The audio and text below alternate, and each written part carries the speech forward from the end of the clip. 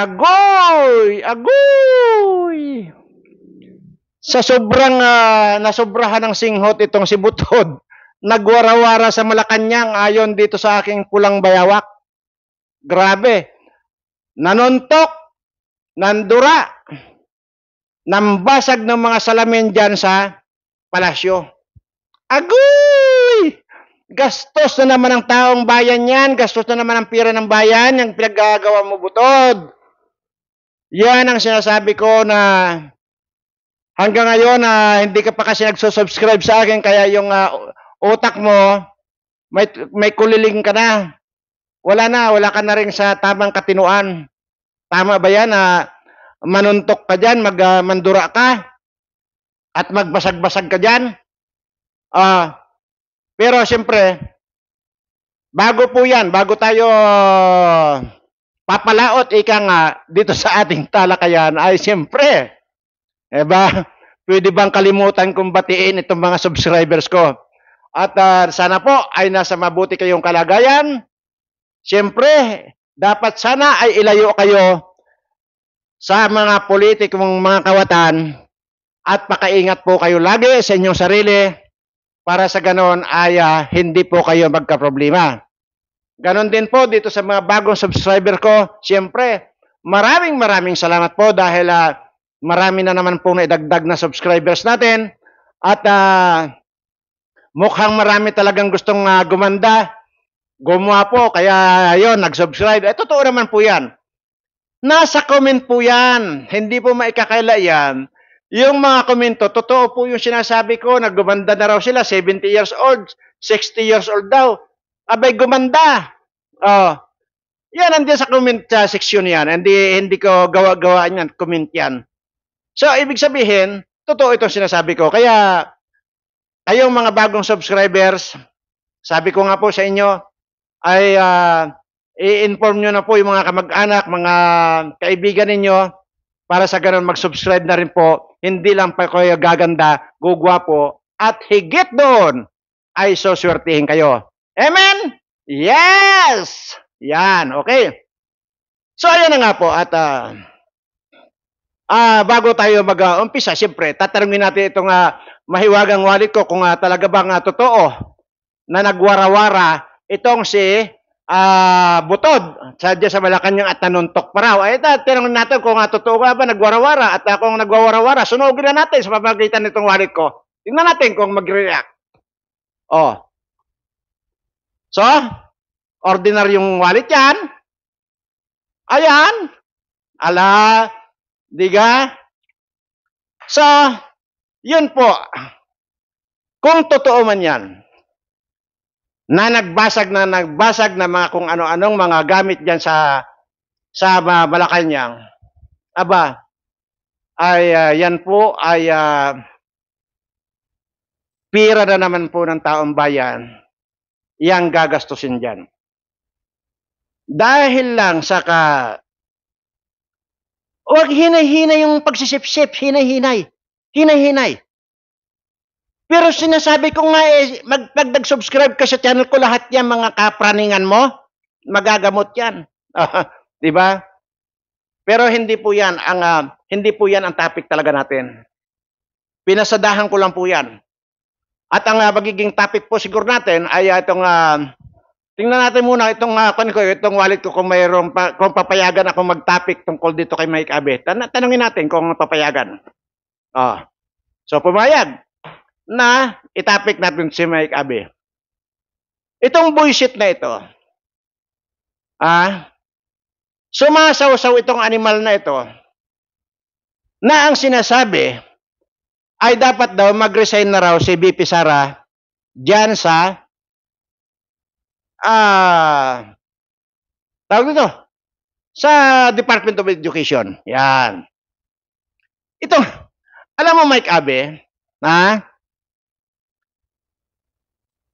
bago mo pakialaman yung ibang tao o bago mo pakialaman yung trabaho ng may trabaho or ibang tao, alam mo ang pwede mong pakialaman, dapat unahin mo muna yung ilong mo. yang ilong mo. Ilong mo. Ang unahin mo, ang asikasuhin yan. Ipatabas mo. Kasi, ay daig pa ng troso yung kalaki.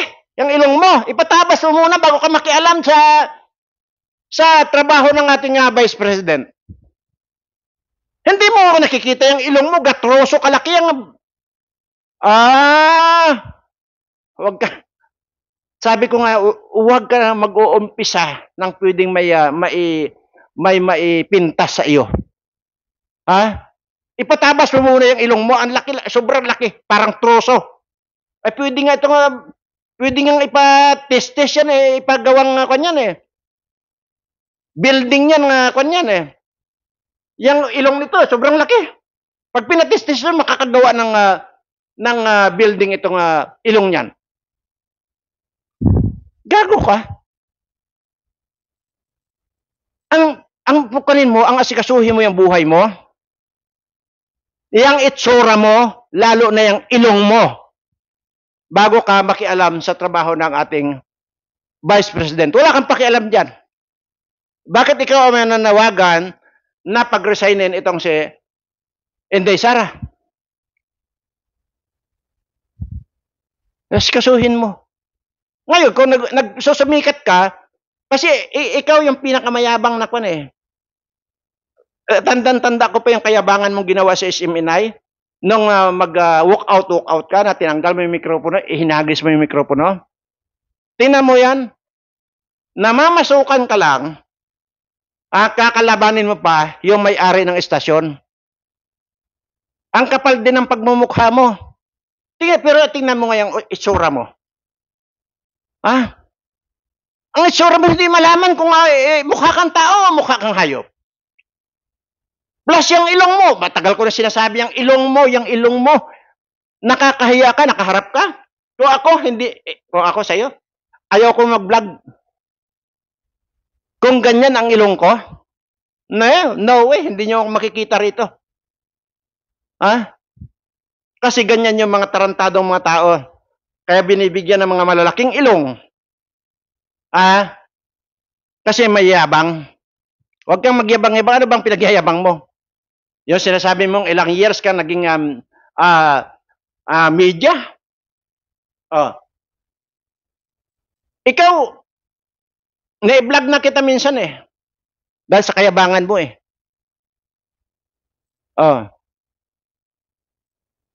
Yung vlog ko, patusin mo yung hamon ko sa iyo. Diba?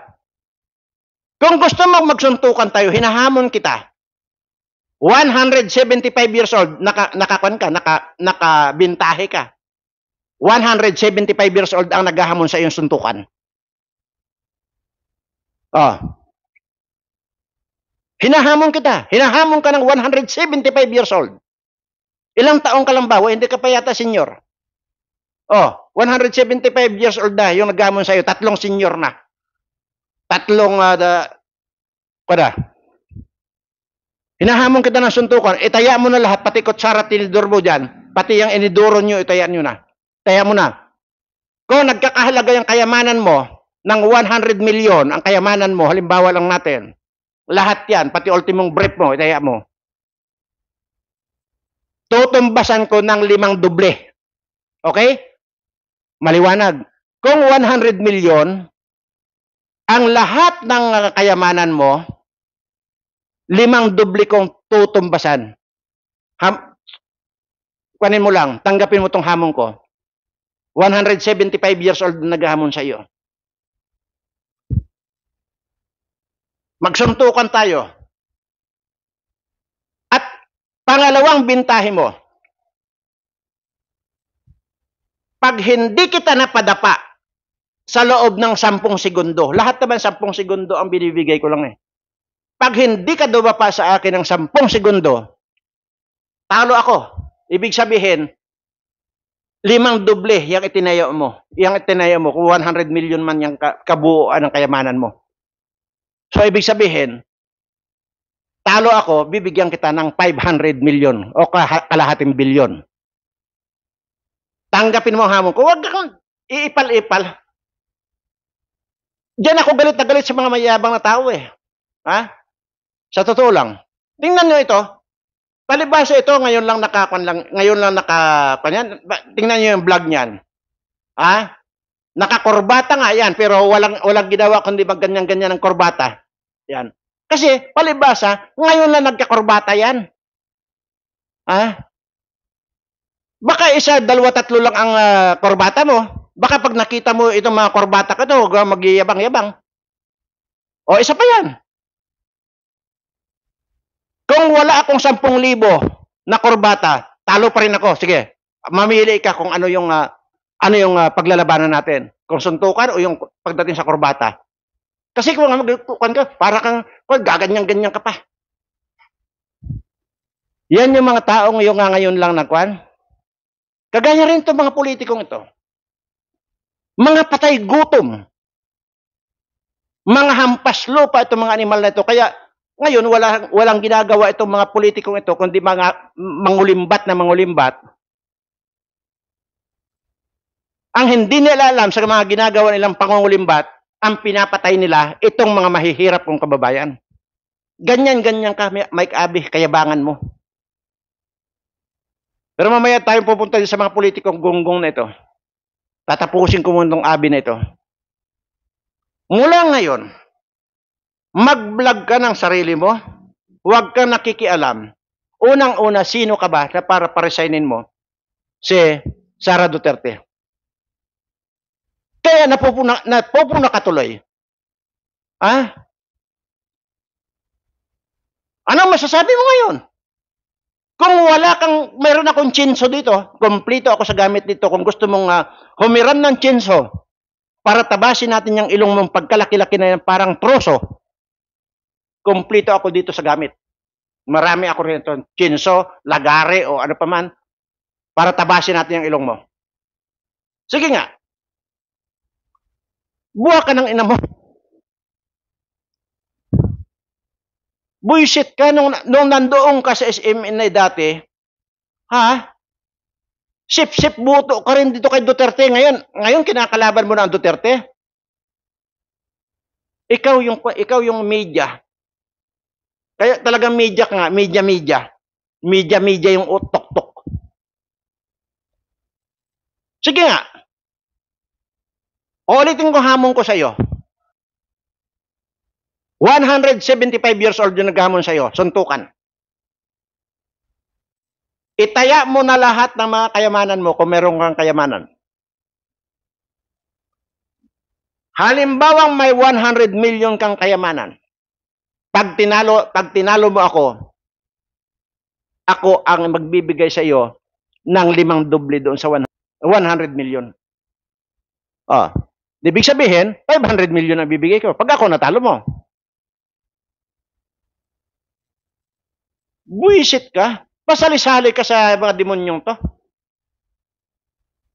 Kakampihan mo pa itong si Tambaluser na itong parang mukhang penguin na ito. Pag naglakad ito, parang Jollibee. Kakampihan mo pa itong si Suarez na ito na mukhang ulupong. Kakampihan mo pa ito si Tabunting na mukhang television. Buwak ka nang ina ka. Sino pa? Yung congresswoman na parang mukhang taga. Pag re-resignin mo, si BP Sara, ang dapat yan, ang sabihin mo, yang si Bangag ang pag-resignin mo, hindi si BP Sara dahil si BP Sara hindi sumisinghot. Yan ang pag-resignin mo, yung Bangag na kinakampihan mo. O tingnan mo nga itong si Butod na ito. Nagwarawara sa mga kaniyang nanapak, nanuntok, nagwala, nagbasag ng mga salamin, ng mga bintana dyan. Ngayon, pag ipinarepair yan, kaninong pira ang gagastusin? Sa amin. Pira namin yan. Buisit ka. Yan. Sige, tapos na tayo dyan. Magpasabi ka lang kung kailan mo gustong patusin tong hamon kong suntukan. Ano mga oras? Kahit natulog ako, gisingin niyo ako. Babangon ako at makikipagsuntukan sa iyo. Sa lahat din ng mga kandyan.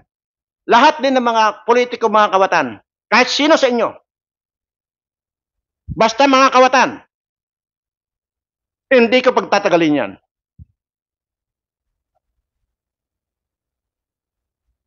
Kung nung araw nga kasikatan ni Manny Pacquiao,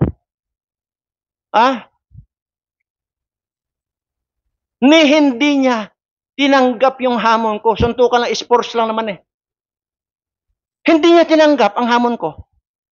Kahit gaano ka siya kagaling manuntok. Anong ibig sabihin? Abay, may alam siya sa akin. Hindi ako makikipagsuntukan ng matagal. Sabi ko nga, 10 segundo. Humaharap ka pa lang sa akin, bulagta ka na. Maging itong mga magnanakaw ng mga buwakan ng inanto na nagpapahirap sa bayan ko, nagpapahirap dito sa mga kababayan ko, tanggapin nyo itong hamon ko, mga litsi kayo. Tingnan lang natin kung para mabawasan yung mga kawatan dito sa mundo. Hindi ba sa mundo, dito lang sa Pilipinas. 10 segundo lang ibibigay ko sa inyo. Pag hindi kayo nalagoton ng hininga, ako ang lagutan nyo ng hininga. Buwakan ng ina nyo. Pangalawang issue. Tingnan mo yung kababuyan ninyo dyan sa Kongreso. Ginagawa nyo palang tusok-tusukan yung Kongreso.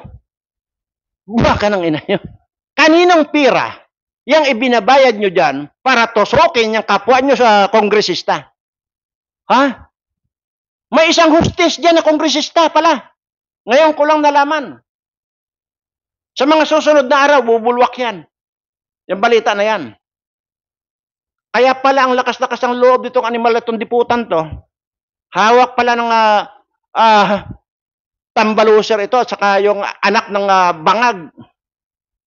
Naghahalinhinan lang yung magtiyuhin para tusok-tusokin itong patutot na congresswoman na yan. Tingnan nyo, gamit-gamit ang pira ng bayan dahil lang dyan sa mga kababuyan ninyo, kaimuralan ninyo.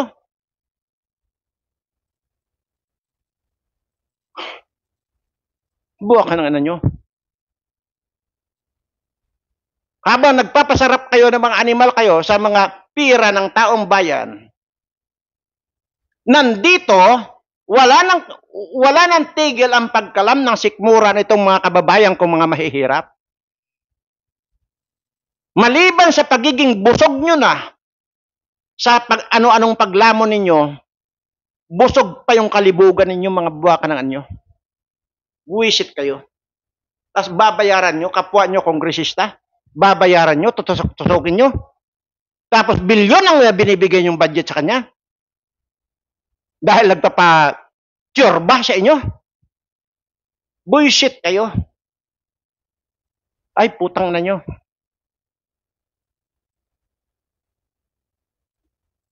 Dito po sa lahat ng mga bagong subscribers ko, nakalimutan ko lang po yung title, kung yung itinuro ko po dyan dati, kung paano pong gamitin yung sili at saka kalamansi. Okay po, kasi since na subscriber ko na kayo, pasensya na po yung mga hindi pa nag-subscribe sa channel ko dahil kasi pinag-iisipan ko na baka bumulwak na yung kaburyungan ko, baka magpakawala na ako ng virus dyan, matudas na itong mga ito. Ang virus hindi kwan yan. Hindi natural yan. Ginagawa yan. Bullshit kayo. Napakasimpleng gawin ng virus.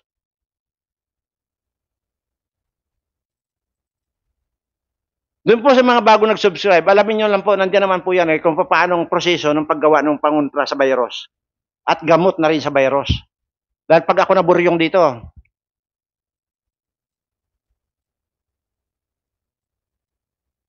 siguradong dadapa ito mga ito. Buisit itong mga immoral na ito, mga buwakan ng inanto. Wala nang katigil-tigil sa pagnanakaw sa bayan. Tapos, dahil lang dyan sa kapirasong tilapia ng buwakan ng inang bilasa na yan, para lang matusok-tusok ninyo, yung isang patutot na yan, pagkakagastusan nyo ng bilyon-bilyon, dadaanin sa kanyang project daw kuno. Pira namin yan eh.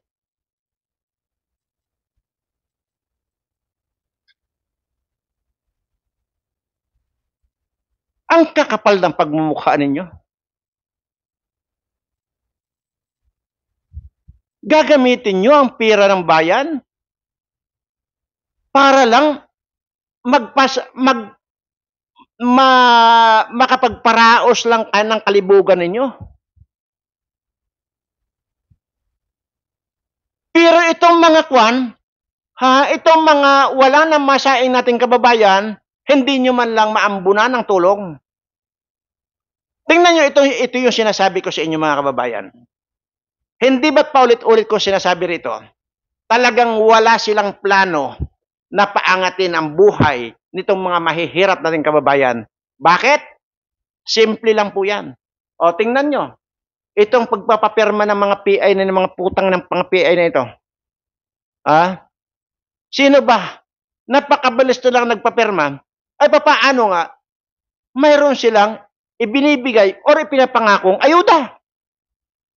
Kaya yan ang dahilan na talagang ayaw nilang paalwanin ang buhay nitong mga mahihirap nating kababayan para pagdating sa ganyang pagkakataon, madali lang nilang pasunurin yung mga tao. Yan ang totoo dyan. Natural, hindi nyo man masisisi itong mga tao na pumirma na yun eh. Ikaw ba naman ang bigyan abutan ng pira? Ikaw ba naman ang pangakuan ng malaking halaga? Hindi ka pipirma? Pipirma ka. Kasi nga unang-una, ang ikakatwiran mo na doon, unang iisipin mo doon, papasok sa isip nila, uunahin ko yung pamilya ko nagugutom, hindi balay na kung ano yung pinipirmahan ko. Ganun eh. Ang kakapal ng mga pagmumukha nito, ito yung mga nagsama-sama itong mga demonyong mga ito. Sinasabi ko nga rito, sinasabi ko rito, kaya lang walang papatos kasi, walang papatos kung yung walang sa hamon kung magpatayan na lang kami sa mga animal ito. Walang papatos dahil unang-una, abay nag-i-enjoy sila dyan sa mga ninanakaw ng pera. Ay kung pinatos nila yung hamon ko, adi yun ang katapusan ng buhay nila. Wala na, hindi na sila makakapag-tusok-tusukan dyan. Hindi na sila makakapagparaos ng kanyang kalibugan dyan. At magbabayad ng bilyon-bilyon dyan sa animal na kongresistang yan. Na isang puta. Patutot. Oh. Wala nga papatol. Pero sasabihin ko lang sa inyo. Aywan ko lang. Nakakadiri kayo. Nakakasuka kayo, mga animal kayo.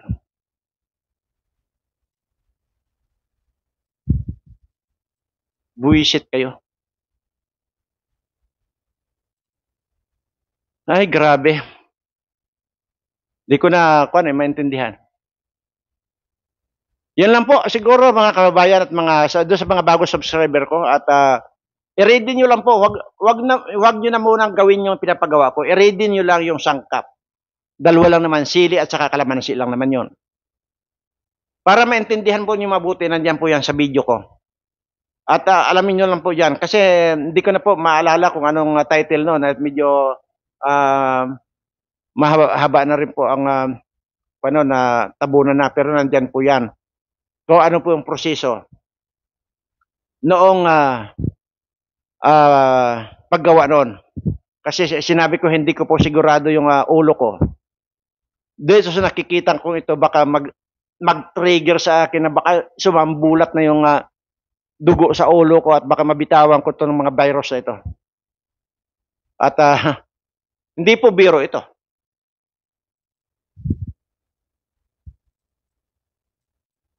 Kahit kailan,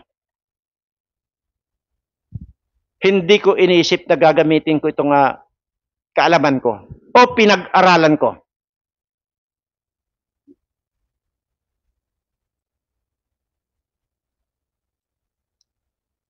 Easy sa aming mga scientists.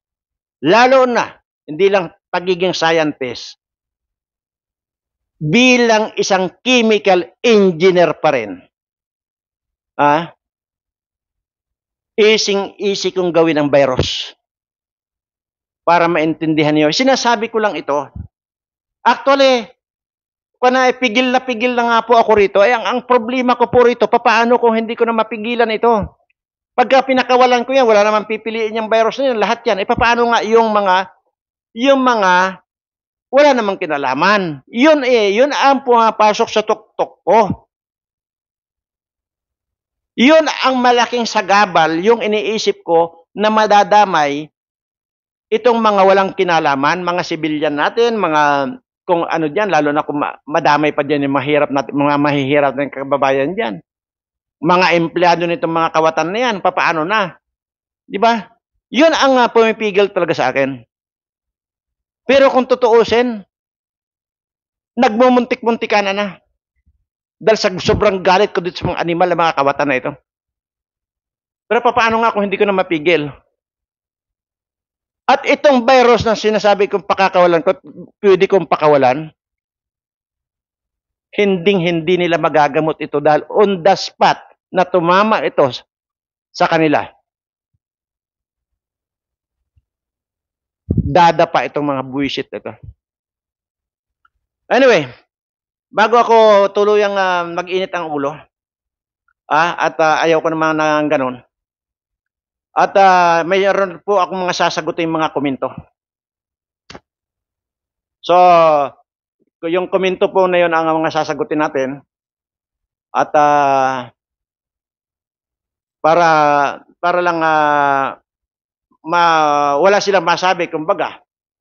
At may mga tanong sa akin. So, yun ang mga sasagutin natin.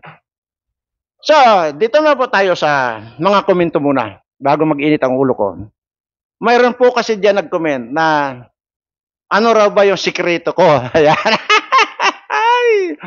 Ano raw ba yung sikreto ko kung bakit sa edad kong 175 years old ay ganito pa rin ang itsura ko? Bakit? Ang tanong ko naman po sa inyo, lalo na doon sa nag-comment, ano po ba ang tingin nyo sa akin? Kasi nagtataka ako dahil may mga sinasabing hindi ako naniniwala na 175 years old ka na. Ay kita nyo naman ang itsura ko. Siguro malamang kapag ka nakaharap ako dito sa camera, bumabata ako. Pero, yun po ang totoo. 175 years old ako. Ngayon, kung ang tatanungin nyo sa akin yung sekreto ko, wala po akong sekreto. Kung bakit ganito ang mukha ko sa edad na 175. Siguro, ang sekreto ko lang, yung tuwing umaga, mayroon akong binabanggit na dasal. Ngayon, sasabihin ko ba sa inyo kung ano yung binabanggit kong dasal? Ay, wag na lang. Pero sige, sabihin ko na. Baka mamaya sabihin nyo, binibitin-bitin ko. Ang sekreto lang po siguro doon, hindi ko naman alam kung yun ang sekreto talaga. Isa lang po, yung ang binabanggit ko tuwing umaga na pagkagising ko, Igosong pirigni, may bulbul sa pisngi. Ay, di ba? Yun lang po ang nababanggit ko tuwing umaga pagkagising ko. Yun lang po at wala nang iba. So siguro, hindi siguro. Ito lang po. Seryoso na po tayo. Yung pong sinabi kong salitang yon, joke ko lang po yon. Pero ito po ang totoo. Manalig lang po tayo. Wala pong ibang gagabay sa atin. Wala pong magkokontrol sa atin. Wala pong gagawa ng programa para sa atin. Siya lang po ang ating Panginoon. Yan po ang sekreto doon. So, doon sa nagsasabi nga na aanhin pa raw nila yung pagiging haba ang buhay kung may mga sakit naman sila. Actually po, pagka ang pananampalataya nyo po sa ating Panginoon ay ganun na lang.